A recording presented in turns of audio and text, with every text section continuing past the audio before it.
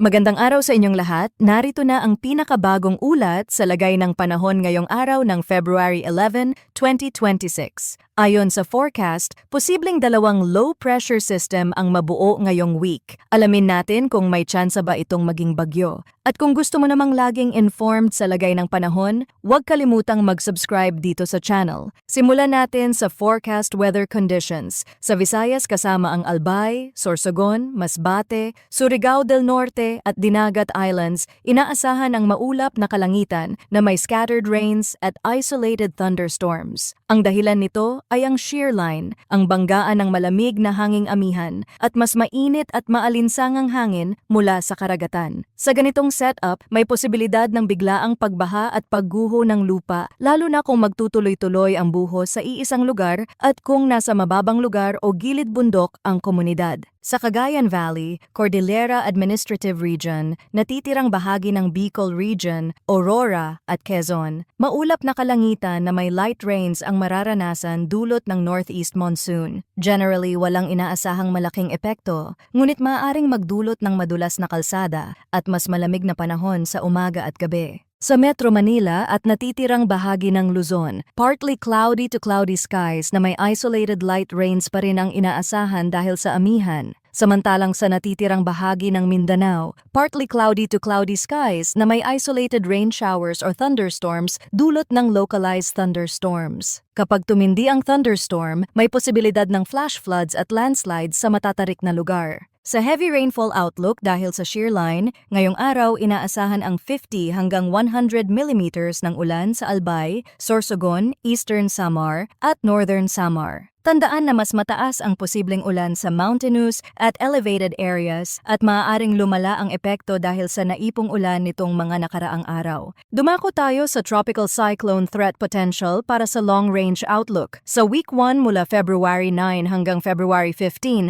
wala pang tropical cyclone sa loob ng Philippine Area of Responsibility. Ngunit ayon sa forecast models, may dalawang TC-like vortices o TC-LV na maaaring mabuo sa loob ng Philippine monitoring domain na may low likelihood ng tropical cyclone formation. Ibig sabihin, may senyales ng pag-ikot ng hangin ngunit mababa pa ang tsansa na maging ganap na bagyo. Ang TCLV-1 ay inaasahang mabuo malapit sa southern part ng Palawan. Kapag may ganitong sistema sa timog kanluran, maaari itong magpalakas ng pag-ulan sa kanlurang bahagi ng bansa depende sa galaw nito. Ang TCLV-2 naman ay inaasahang mabubuo sa eastern boundary ng PAR. Karaniwang mas binabantayan ang mga sistemang nasa silangan dahil may posibilidad itong lumapit sa bansa kapag naging mas organisado. Sa ngayon, low likelihood pa rin ang development, kaya ang tamang approach ay alerto ngunit hindi panic. Mahalaga ang tuloy-tuloy na monitoring dahil pwedeng magbago ang track at tsansa ng development habang papalapit ang mga araw. Manatiling nakatutok sa mga susunod na updates at palagi tayong mag-ingat mga kababayan.